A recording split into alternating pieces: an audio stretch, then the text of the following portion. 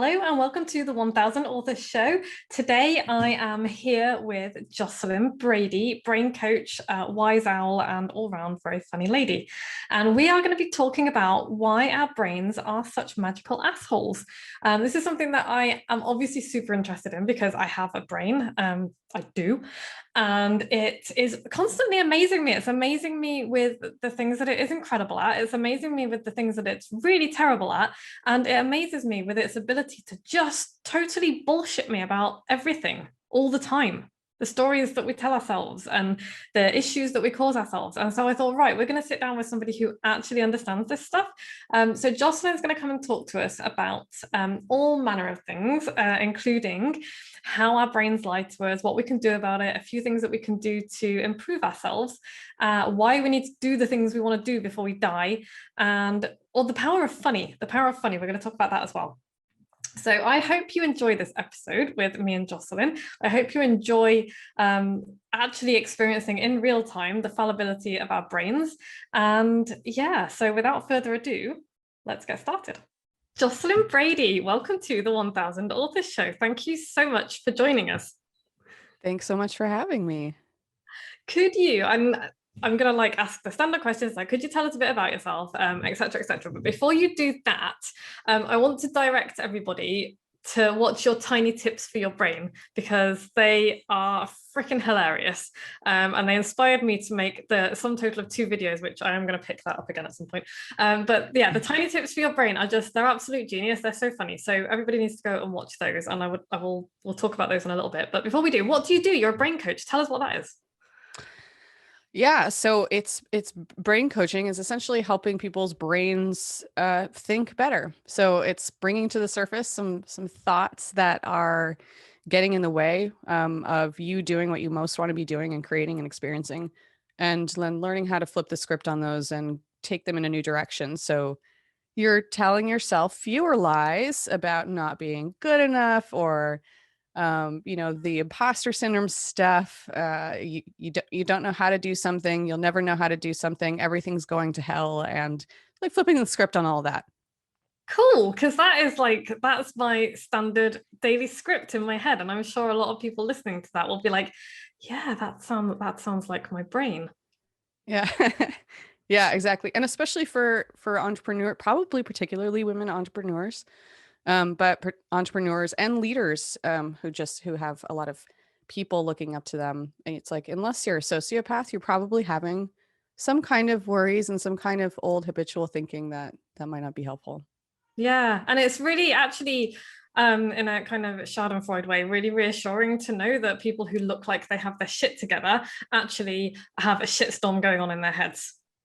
Right. Yeah, exactly. I mean, you can never tell what's going on in someone else's brain by looking at someone, let alone you hardly even know what's going on in your own brain. So I know, right? Because what's going on in my head most of the time is, how do hoverflies hover like that? yeah. Is my But current. why is the sky blue? Really? Yeah. And is green the same to everyone else as it is to me? And do we even see our colors real? Yeah, purple is not, but that's a topic for a different day. Anyway, tell us about, so this episode is titled, and we literally just came up with this before I pressed record, but this episode is titled Why Our Brains Are Magical Asshats. And I actually had to look at that again. So my brain's an asshat. Tell us in what ways our brains are magical asshats and what lies that they tell us. Yeah, I mean, I like to think of they're magical because they literally keep us alive. They're keeping everything within our organism alive, and that's their primary job. But then on top of that, they think thoughts and tell stories and communicate nebulous masses of information that's sitting in a locked cage in our skulls into somebody else's. So that to me is part of the greatest magic that exists, being able to express and communicate an idea from one brain to another, or too many. But they also are full of lies because their number one job is to keep us safe. They tell all kinds of lies about why you shouldn't do something new, why you should stay in your comfort zone. And that gets in the way all the time, as we know, when we're trying to explore something new, try a new career, make new breakthroughs in our existing career. wanting to do something we've never done before, wanting to write a book or another book. Even if you've done it before, your brain can still be a little asshat about it.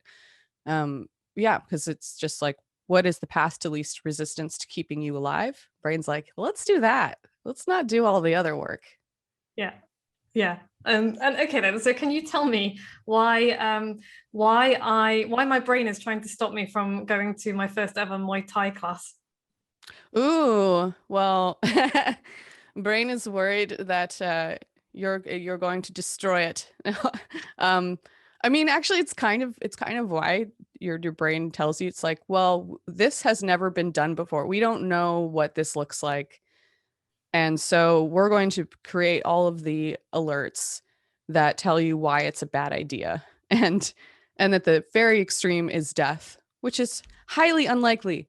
But still, you have like that fear that, oh, I don't know.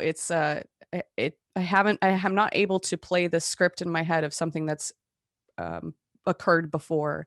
So, and brain isn't very good at projecting the future because it does that using the past. It's the only thing it knows how to do. So that's one of the reasons.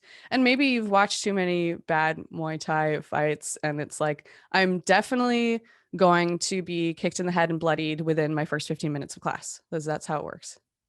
Yeah, I'm going to fall on my face. That is pretty much given. I'm kind of used to that.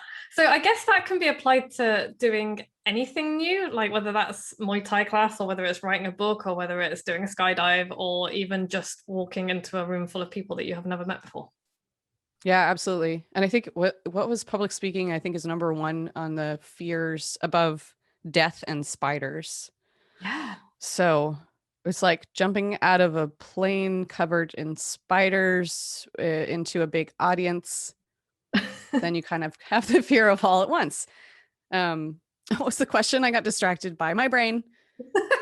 You pretty much answered it. And I had another question and I got distracted by my brain. So this episode is going to be both of us going, what were we going to say?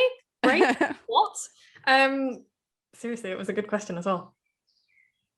This pause is going to be cut out by Podfly, I hope. Otherwise, this episode is going to be crazy one. There's spiders jumping out of planes.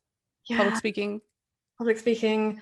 It doesn't matter. It'll come back to me. It's fine. Okay, so I remember what it was now. So does this get better as you get? Does this get worse as you get older? Do you think? That's a good question. I think, part of the reason I got into this, all of brain science in the first place, was when my dad had a stroke in my early 20s, and he was 59, and he lost his ability to speak temporarily. He got it back, but it obviously freaked me out. And that's when I started learning as much as I could about what was going on. So the Broca's area of his brain was damaged. And that's like how you can think thoughts and translate them into words. And he was able to regenerate that. So it was like, wow, even a physically damaged older brain can literally rewire and repair. So what's possible to our, people who haven't been through severe trauma, physical trauma? I think probably most of us have experienced some kind of life trauma and emotional traumas. I think, though, that the more we practice flexibility in thought, the easier that can get, or at least the more habitual it can get. Because I don't know that it's necessarily easy to kind of stepping outside of the comfort zone of what your evolution has said. No, safety first. But yet we also need novelty and crave it to keep our brains healthy. So long way, I think, of answering your question. No, it was a really interesting way, because I was going to ask you how you got into this, how you're interested in it, and that makes perfect sense. That you would do that after somebody that you love has suffered a brain injury, and you're right, it is fascinating. And so, what can we do? So, would you say that it's important to challenge the ideas that you think you have, and to find people who disagree with you, to find different points of view? Is that all part of keeping your brain healthy and working and growing? Yeah, it's a great question. I think so. I mean, diversity of everything in life keeps it interesting, keeps ecosystems and habitats healthy. And I think the same of diversity of thought and belief system. And and look at what's happening. I mean, especially in America, it's so divisive, right? And it's like you have to pick on this binary. And we know how much trouble thinking in binary terms gets us. It's like it's either this or nothing. And that's bullshit. Um, and so the more I think we can listen to different ideas and entertain other ideas in our own brains, we don't have to commit to them. We don't have to date them or marry them, but just like let them come in and play and see how they feel, try them on, and be less, reactive and judgmental. Because I think we can, part of that tendency of safety first is otherizing and trying to get rid of ideas and beliefs that feel threatening to everything that we've known, which can make us brittle if we stick to that way of thinking and being. Yeah, there's a famous quote, isn't there, that the sign of an intelligent mind is the ability to entertain an idea with or entertain two opposing ideas without accepting either of them. I've just mangled that quote, but Yeah, I was gonna quote that. I'm like, who said that? Was it like Socrates or Confucius or I have no idea. I don't wait, know. Vicky said it. I mangled it. I will take credit for mangling it. Okay, then let's talk a little bit about some of the ways in which our brains will lie to us and how that scuppers us and what we can do to counteract it.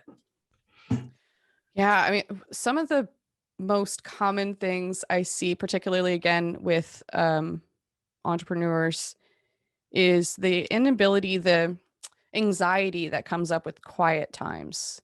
So when you're not busy doing the work, when you're doing the work, it's usually fine, right? When we're doing the thing that we love, we can get lost in flow, and all of the illusions of we're not able to do something, and the BS stories we're telling can just melt away because we're busy doing the thing. But it's the quiet time around doing the thing where brain can go like, well, you're never going to get another contract, or you're not making enough money, or yeah, okay, but you made a big check this time, but when's the next one coming? And they're not always like financial. That's a big one, I think, with a lot of entrepreneurs stepping out into entrepreneurship for the first time, particularly. Mhm. It's really about embracing uncertainty, and we don't have a lot of practice doing that in our lives and our upbringing for the most part. Westernized school is not conducive to creating the most creative, resilient, adaptive brains. It's more about training us to report in and out at a certain time. It's making us great at manufacturing jobs that no longer exist. Yeah. Um, so so it's no wonder we have a bunch of lies reinforced that our brain is telling us as we're growing older and as we're trying new things, and especially if we've been in a career for a certain amount of time and stepping into a new one, it's going like, no, that's insane. That's not how we do things. That's not how society do things. Look around you. 9 out of 10 people are employed by somebody else. So you're the insane one. Um, that's like a start of some of the lies. Everyone's going to laugh at me. The public speaking, there's a lot of anxiety, as we talked about, coming with leaders who need to step in front of their teams or other audiences, and their brain's just like, I can't do this. I've never done this. I have nothing good to say. And my mine used to do that. She used to be extremely anxious with public speaking. And it was just, yeah, a bunch of BS. So how do you help people overcome that then? Like what's for example, one of my biggest issues, I'm gonna get you to help me for free now on the podcast. I'm kidding. But like one of my biggest issues is like, oh, what if I'm wrong in front of people? And like the logical part of my brain knows that that's fine. Nobody expects everybody to know everything and be right all the time. But then there's another bit that's like, oh, but if I've got clients and I've got people who are listening to me and I've got people who are learning from me, I have to be right like all of the time. So Mm. what's a good way to kind of deal with that level of bullshit? One of the things I like to ask with questions like that is, what's the worst possible thing that could happen? And what's the worst possible thing that could be true? And you just keep digging. You just keep digging and digging. Like, if I'm wrong, that means what? Yeah, I might say something for me. I didn't study enough. I'm not smart enough. I can't remember enough things to communicate the millions of bits of information completely accurately when called to it. Um, just kind of exploring those, like, what are all of the things coming up, because your brain's created a narrative around this, that being wrong, quote unquote, means something very bad. Um, that means something about your identity and who you are at your core.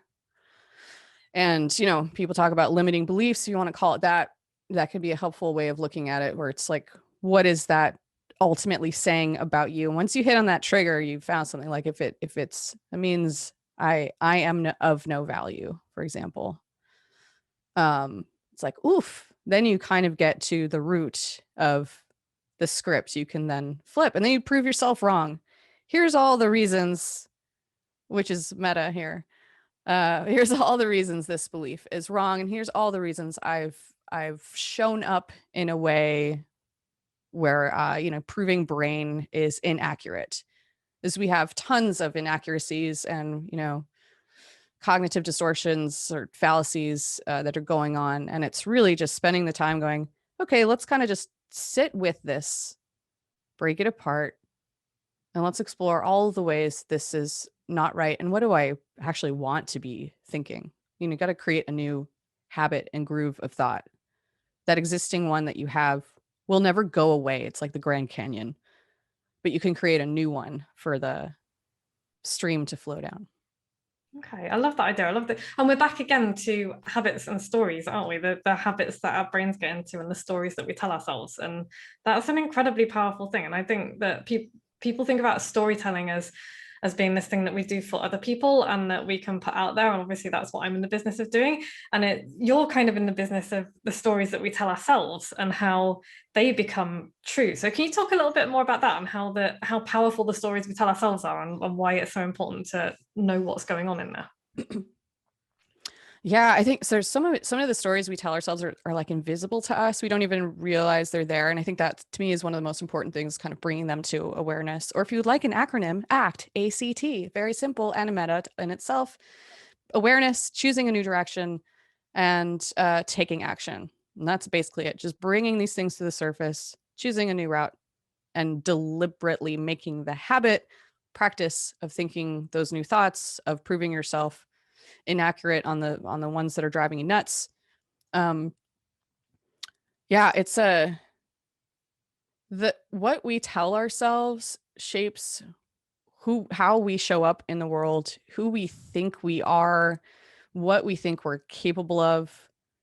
And we usually are cruelest to ourselves. We say things to ourselves we would never tell someone we love, or we wouldn't tell a friend in need, or a child, the kinds of things that we tell ourselves. Yeah. It's releasing even the judgment on that and going like, okay, wow, that's not a helpful thought. If you just look at these things as helpful or not helpful, that can be helpful. Just to see, like, what are the stories I'm telling myself that can make me bitter, resentful, closed down, angry, because I'm not being true to something I really want. And that's a lot of the protective mechanism coming in, and your brain's coming in and saying, like, here's why these other things are a bad idea. So let's create all these narratives around it. And those ultimately, make you closed off to your greatest potential and joy. I love that. So it sounds to me like, because quite often you kind of hear people say something like, oh, that's just the way he is, or that's just who he is, and they'll never change. And I've always had a suspicion that that's bullshit. Is it bullshit? People can change, right? Oh my God. Yeah. I was just watching, I'm not going to do it justice. It was yesterday. I was just soaking up a bunch of working on my next tiny tip, which will be probably thinking about deathbed you. It's fun. It's fun time. It's birthday week. But I was watching this guy talk about how much how do you say, we we're very bad at predicting how much will change in the future. Massively under guess how much will change. And we think that in the next 10 years we'll be pretty similar, like we'll have similar tastes, we'll have similar relationship, career, where we live, what we do, who we're with, what we're like, our personalities, our preferences. We think that those things are going to be pretty constant. And we are totally not right. We can't predict stuff. We're really bad at it. And this guy says we change, I think it was something like even one in a 53-year-old life, 1 year you can change much more than you might in a decade from your 30s. Or it's just things that I'm like, wow. Because I sometimes think about older people, like my bias might be, well, you either get old and then you're just stuck in your ways and you just walk to the mailbox, and then how can you possibly change? So it's just helpful to hear these scientists who look at this go like, you really have no idea. Like, we're doing our best. We're making stuff up as we go based on the past, and we really don't know what's going to happen. And yeah, we have the potential to change so much. It sounds like that sounds kind of like that analogy where they say that generals are always fighting the last war, and so that's all they have to base something on. And it's like, well, that doesn't really, you can draw some experience, some knowledge from your experience, but it doesn't really tell you what's going to happen in the future, and it's not always that useful. Sounds like brains are kind of the same. Yeah, exactly. And it's that tendency, right, to want to go into the previous pattern, what the known, but what didn't America surprise the British Army or something? I don't know history very well. Okay, I only am American by I wasn't born here even. Anyway, I was born in Canada. I mean, I'm dual citizen. But yeah, I was born in Halifax, Nova Scotia, and then raised in Hawaii. So how far away can you get? Um, yeah, yeah, but it's just kind of.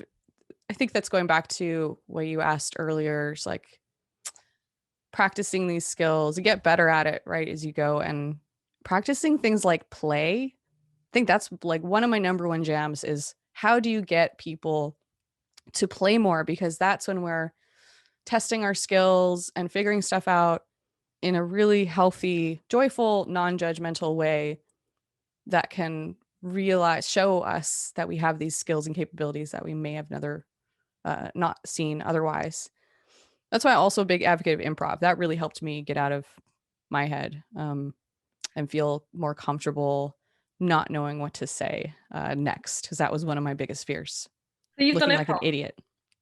Yeah, I did it for 4 years. I signed up for one night. So I don't know. I've told some people this story, but I was getting so sick. I got literal hemorrhoids from having to show up and speak in front of clients. It was early in my business, and I'm like, this is not cool. So I thought, well, I'm getting sick. My hair's falling out. I'm so nervous. Like, this is killing me. And I was like in my 20s, like, come on. So I was like, what's the scariest thing I can imagine? Standing in front of a bunch of people, not knowing what to say and possibly looking like an idiot, and having to be myself. Oh God. So I signed up for improv, which you get to be a character too. Yeah. And I thought I'll do this one night and I'll see how it goes. And oh my God, I had to drag myself there. It was like, don't do it. Driving all the way, parking, like you could turn around now. You could just go, you could just turn around. And then walking up, to the building, opening the door. And then like up until, it slams behind me, I'm thinking I can just run away. I can just leave. And then about 10 minutes in, I forgot all of that. It all melted away, and the time flew by, and I was like, wait, how do I need more of this in my life? And I wound up doing it for 4 years. That led me into hosting a stand-up comedy and storytelling show. And it gave me way more confidence in doing workshop facilitation, which I fell in love with. That's one of my favorite things is facilitating workshops, emceeing and hosting, on top of doing the one-on-one work. That sounds so cool. I've been looking for an improv class / workshop, something for ages, and you have just inspired me to go and carry on looking for that now that kind of we're coming out of lockdown and everything, I feel like I can go and do a bit more of that, because I actually, I'm probably one of the very few people in the world who enjoys speaking in front of an audience, much better in front of an audience than I am one-on-one, which is interesting. But yeah, it sounds like that improv thing is similar. I think that's partly why I do trapeze, and for me that's a similar thing. It's like I get to be somebody else and I get to go and perform, and I have the same feeling before I go out on stage. I'm like, I could just go, like I could go. Nobody will die if I go, and that will be better. And I still get that like every single time, and I, like you say, it just disappears after a while. So do you think that is like legit a good piece of advice to tell somebody to go and do something creative like that puts you in front of people and takes you out of that comfort zone, and that will then allow them to do the thing that they're scared of doing? So for me, my focus is always on writing and writing books. And, you know, one of the big things that people say is that I'm terrified. What if it's shit? What if everybody hates it? What if nobody wants to read it? All of which are exactly the same fears that you had with improv, I'm sure, and that I have with trapeze and with writing generally. So is that something that you would advise people to go and do? Just like go do something horrifying? 1,000,000,000%. Yeah. Sign up for any, and you can take a baby step too, because it's just be like, maybe you've never tried dance before, you sign up for a dance class or pottery. I do think with writing, it could be really helpful to sign up for a stand-up comedy class. You'll be in the same boat with everybody. It sounds terrifying, but you're learning how to construct a joke, and I promise you'll have a good time. And it is terrifying at first, and then you'll be like, if I can do this, I can write anything. It's very empowering. Or any kind of like storytelling, poetry, any kind of class where part of the assignment is sharing it with other people. And then you'll see that it's never the worst. It's never as bad as you think. And even if everybody hates it and thinks you're an idiot, like it's extremely unlikely that'll ever happen. But so what? Why is that such a terrible thing with our, well, if it's because you read something they didn't like, it's like what you say, that quote, the ones who matter won't mind, and the ones who mind don't matter. And it's exactly that. It's like, if somebody in here doesn't like a story or something I have to say that I really care about and I put time into, I might be wrong, but I, care about it, then so what? They're not my people, or maybe it'll force or open up a new dialogue that makes us both see something new and different. It's funny that that's one of our biggest fears, like looking stupid and people thinking we're idiots, when it's like, is that really so bad? And yeah, you're right. And that's just reminded me as well. It's like that really important. It's really important to separate yourself from the work you do as well, because and I think we forget that, right? It's like, okay, they might not find me funny, or they might not like what I've put out there, but that doesn't mean they don't like me as a person. It doesn't diminish my worth as a person anymore. Is that something that you find? Do people conflate their work with who they are a lot? Yeah, I mean, identity is such a juicy topic in of itself, right? And I think a lot of us get wrapped up in what we do, and then we're guessing so much of the time. We're like judging by someone's reaction, like they squinched their eyebrows, therefore they think I'm an idiot. It's like, you have no idea. You have no idea what that person is. Maybe they're thinking about how someone cut them off earlier in traffic that day, or how their daughter is really sick and they're afraid to tell someone about it. You just have no clue. And we are very, one of the things our brain is very good at is being self-referential. So it's looking around and it's like, yeah, but what about me? Here's how I relate to this. And it's like, and to be aware of that too, it's like your brain is it's just making up stories to make itself feel good, relevant, valuable, to give you cues and information. And a lot of it is false. And yeah, I don't know if I actually came around to answer that completely. No, you did. And it was just like a chat about an important topic, and I liked it, because you're right, identity is far too big a topic to dive into properly now, so we're not going to. But we'll come back and talk about it another time, because I want to swerve wildly back to comedy again, because that's something that you mentioned. Did I see you mention it on Instagram? Why comedy is so important? Yes, I'm going to be on a workshop panel with two other ladies in late July. Details to come. Lovely. Really excited about that. And it's just all of us are people who use comedy. Comedy and humor is very important to our work. So not necessarily comedians, but I think all of us have done improv or studied comedy to some extent. um, Absolutely. If you're not laughing daily, what so like life sucks, like if you're not finding some kind of joy and laughter, and it's like physical, it's good for us, it's good for our body, it's bonding.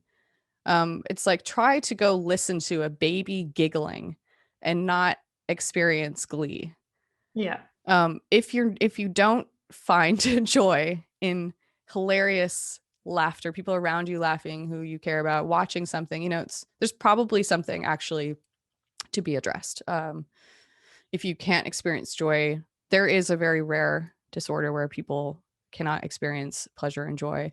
But then, there's also like depressive symptoms. But I do find that it's like so many hard things happen.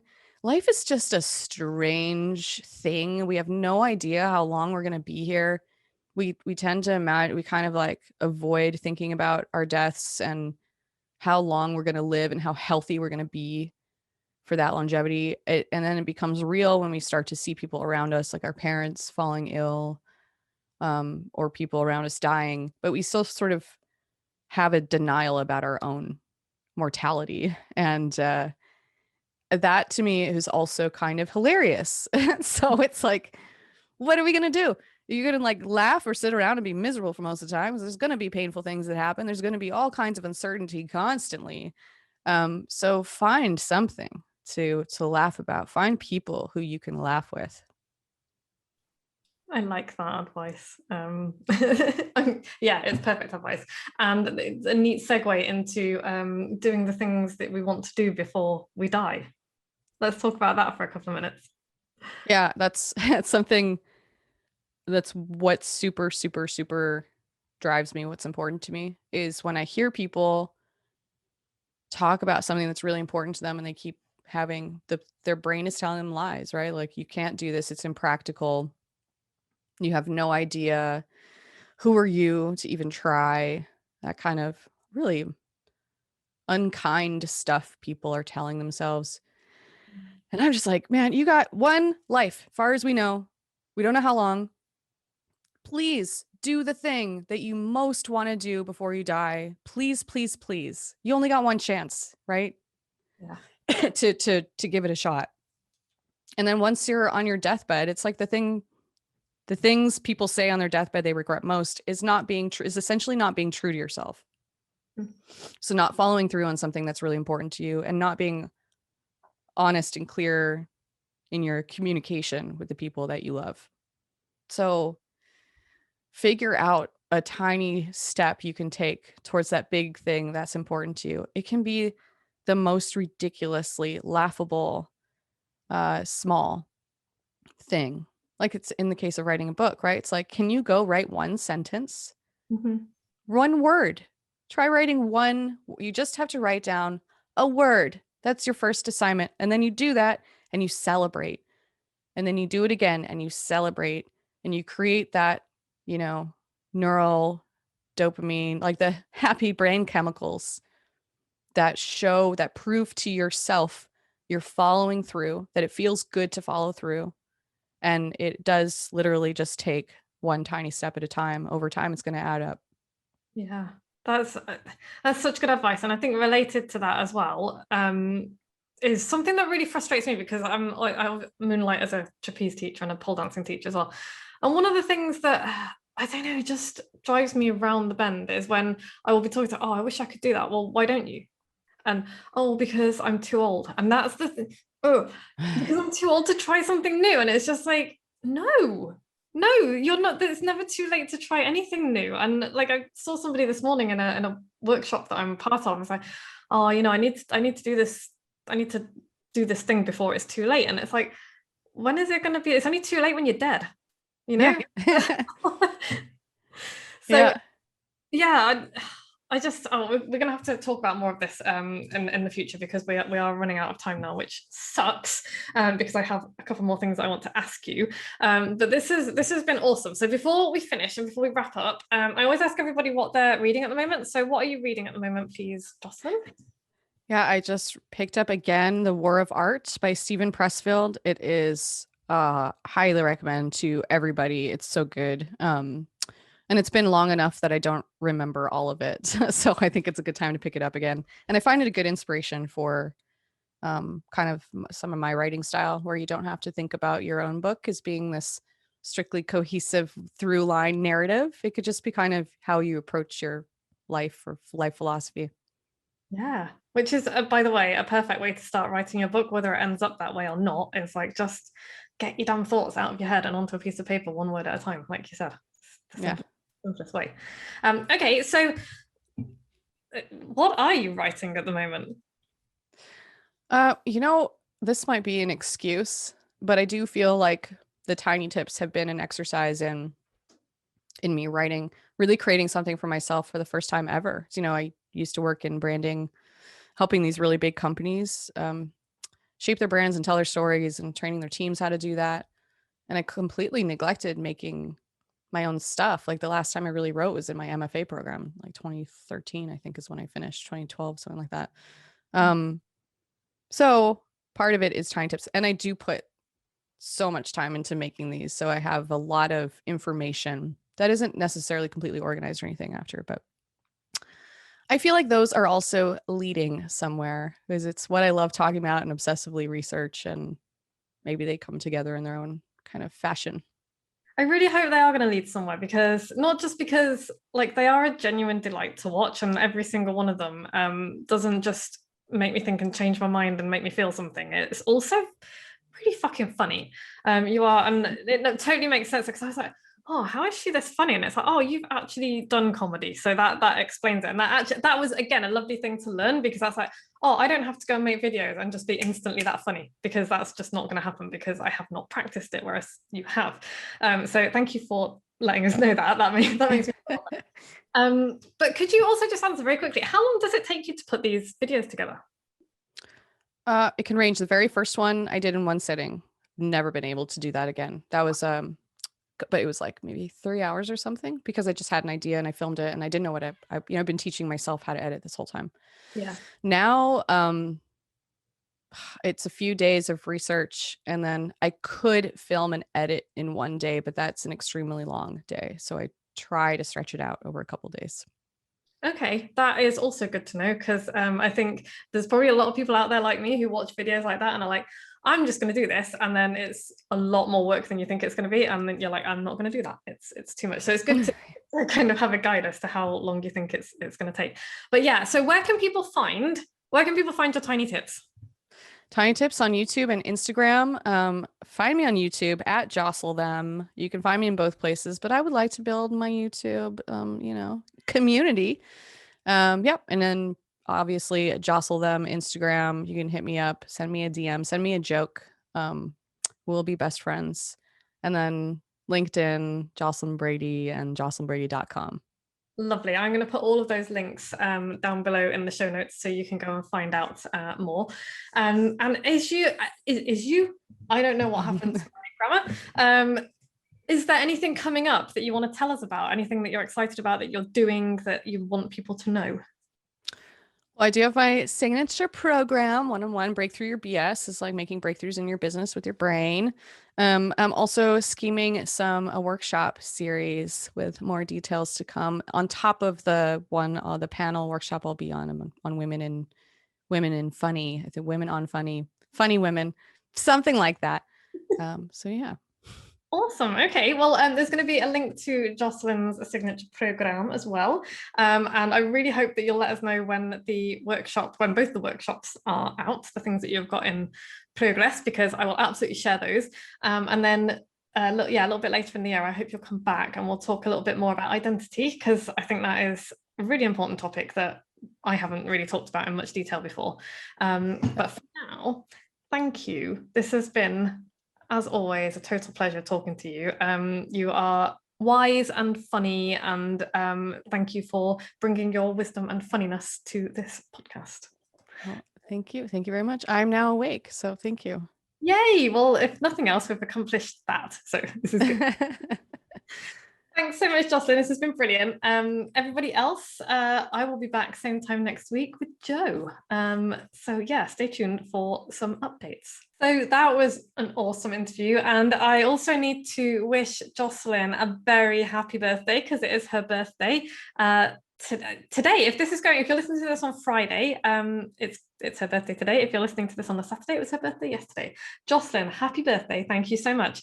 I hope everyone really enjoyed that. Go and find out more about Jocelyn at jocelynbrady.com. Definitely subscribe to her YouTube channel and watch her Tiny Tips for Your Brain videos, because they are hilarious and important. And yeah, and come back. We're going to get Jocelyn back again later in the year, and we're going to talk about identity. That's a huge and important topic, so we're going to talk about that. And yeah, in the meantime, go find out more about Jocelyn. And also remember that I have a masterclass coming up on Tuesday, which is this Tuesday at 5 p.m, all about tiny magical stories, tiny magical story masterclass. Come along if you want to know how to turn a seemingly ordinary and maybe you think it's boring story into an incredible story that will captivate people and move them and make them want to find out more about you. That's what this masterclass is going to be about. So you can go to moxiebooks.co.uk/masterclass and sign up for that. And yeah, I'll be back with Jo next week. If you've enjoyed listening to this podcast, please go and rate us and review us. 5 stars. If you didn't enjoy it, other podcasts are available. Share it with your friends. If you enjoyed this episode, not just for my sake, but for Jocelyn's sake as well, share this with your friends. And yeah, thank you. Thank you for listening. We'll be back same time next week.